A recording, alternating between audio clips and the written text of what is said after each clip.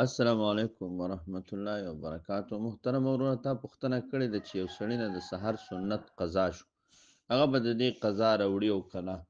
ګوره دلته مسله د ځان سره یاد ساته.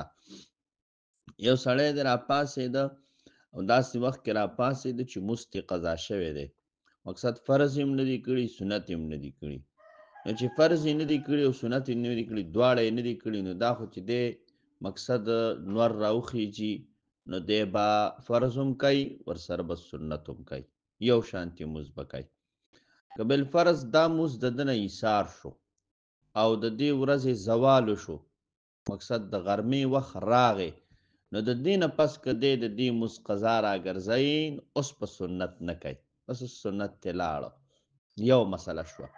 دویم نمبر مسله دا ده چې یو سړی دی او هغه د سحر جمع ته راغی او د جمع مونځ یې وکړه، خو سنت ترې نه پاتې شو. مقصد جمع ته راغی، د جمع ته راورسېده، خو جمع ولاړه وه او جمع کې ټیم لږ و، مقصد دی د امام سره شریکېده او مونځ ترې نه پاتې شو، سنت ترې نه پاتې شو. نو اوس به دا سنت کله کوي؟ د امام محمد رحمهم الله قول دا دی چې دا سنت دې وکړي د نور ختلو نه بعد. دریم نمبر داسې صورت دی، دریمه مسله، چې یو سړی راغی او د سحر جمع ولاړه ده، نو دی به سنت کوي که دی به سنت نه کوي؟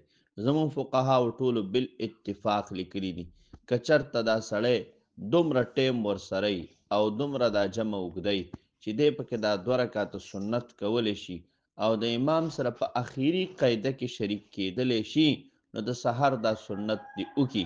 د هغې وجه دا ده چې رسول الله مبارک صلی الله علیه وسلم په حدیث شریف کې راغلی دی، حضور مبارک فرمای تاسو د سحر سنت مه پرېږدئ، اگر که په تاسو باندې داسې جنگ وي چې د اسونو د خپو شړنګارې خیږي، نو هم تاسو د سحر سنت مه پرېږدئ.